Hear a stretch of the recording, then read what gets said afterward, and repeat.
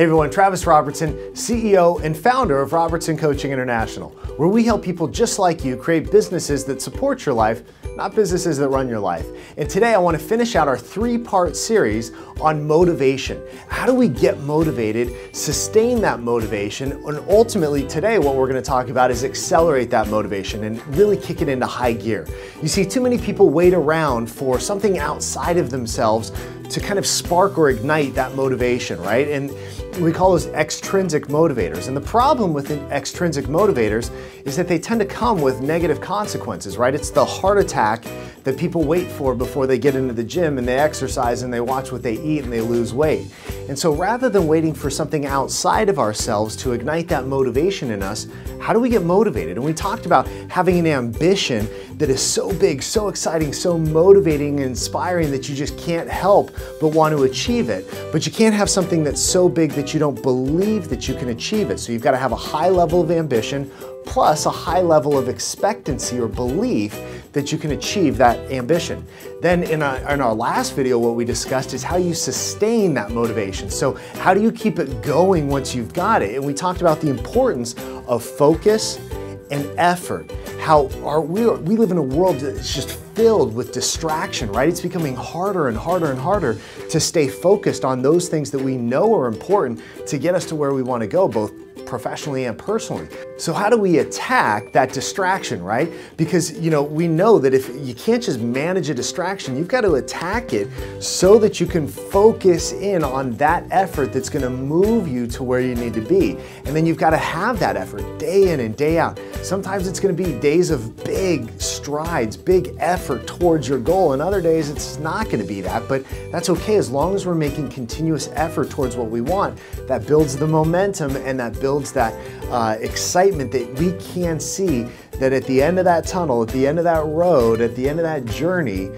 our destination's getting closer and closer, and that ambition, that big dream, that big goal that we have for our life or for our business, we're getting there. We're getting, and that excites us and that keeps us motivated and allows us to sustain it.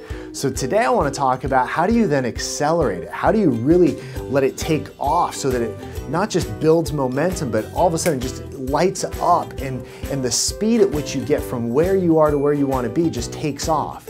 And that really comes down to controlling two things that most people don't either realize they have control over or never learn how to actually control. And those two things are, number one, your attitude, and number two, your environment. See, most people never think about the fact that they can control their attitude. They can control how they feel at any given point in time throughout the day. Most people show up and they just go, I'm just having a bad day, or you know what, this guy cut me off and I'm all pissed off and now my day's shot and it's gone to hell in a handbasket. But what they're doing is they're choosing to let an event dictate their attitude rather than letting an event happen and then choosing their response and choosing their attitude moving forward. Look, we can't always change what happens to us. We can't even control what happens to us a lot of times, but what we can control is our response, our attitude. And when we learn to control our attitude and say, you know what, no matter what happens, I'm going to come in today, I'm going to have joy, I'm going to have fun, I'm going to bring the excitement to what I do. Look, do I have bad days? All the time I have bad days. But you know what? I sing songs in the office, I get people going, I get people excited. I have as much fun as I can have because it's my choice. And if I'm not enjoying this, what's going to keep me motivated to show up when things are going hard, when things are difficult, when things are challenging? If I'm not loving what I do and choosing my attitude when I show up at the office, it's going to impact everybody else. It's going to impact the rest of the team. You see, what I choose is ultimately going to impact the people that I want to influence. And what you choose as far as your attitude is going to influence your client's attitude, the people that you want to serve, the people on your team, and they're all going to read off of you. And if your attitude sucks, guess what? So is your business, so is your life, so are your relationships going to suck. You have ultimate control over your attitude, but most people never choose their response. They never choose to say, you know what, if I'm not happy with how I'm feeling, I need to change what I'm thinking about. Because our thoughts ultimately determine our attitudes. They determine our emotions. How I'm feeling comes from what I'm thinking about, what I'm dwelling on, what I'm letting kind of go inside of my head over and over and over again. And if I keep thinking about that jackhole that cut me off, that's all I'm going to be thinking about is just how pissed off that made me. and that's just going to make me angry. So if I just change what I'm thinking about, I can start to control the attitude that I have. Now, the second thing is your environment. And your environment is everything from the office space you work in, to your home environment, to the relationships that you have in your life. See, most people don't think about how their office is set up is ultimately going to determine how effective or how ambitious they're going to be or how motivated they're going to be.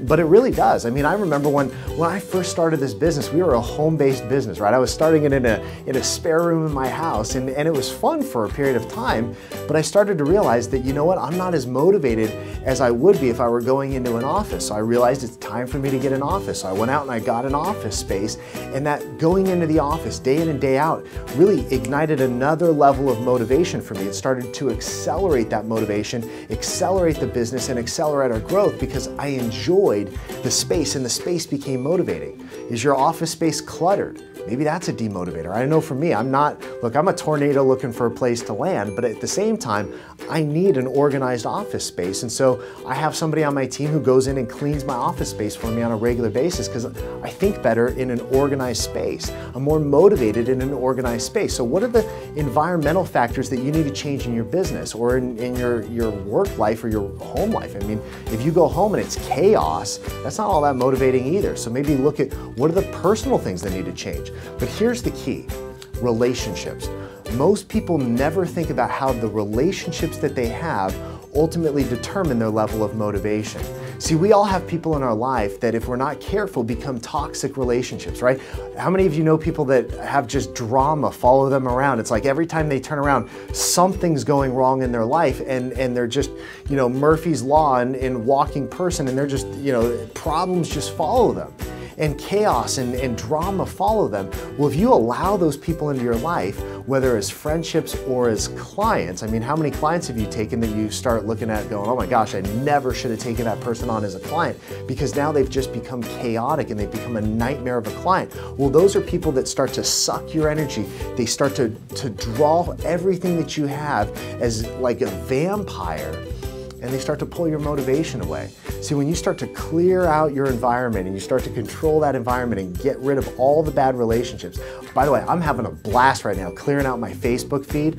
I'm unfriending people like crazy right now. If anybody's posting something negative or just trying to get, you know, a response using a political post or a political event just to rile people up, they're gone. Off my feed, off my wall, because I don't need that. I've got big dreams. I've got things that I want to do. I've got people that I want to serve and that I want to help, and I want to be positive as an influence in people's lives, and I don't need negative influences in my life. So what are the different areas in your attitude and in your environment that maybe you haven't been controlling? You start to take control of your attitude and your environment and watch your business, watch your life take off. It will take flight in a way you can't even imagine, and that's ultimately what I want for you. So now you know, how do you ignite that motivation? How do you sustain that motivation? And then ultimately, how do you accelerate it so that what you want to achieve, that big ambition that we talked about in part 1 of this series, all of a sudden becomes not just a big ambition, but a big reality. That's my hope for you. And if you enjoyed this video, make sure you like it, subscribe to us below, make sure you share it with somebody, because you never know who needs to hear this message. And I look forward to serving you in the next video. Take care, you guys.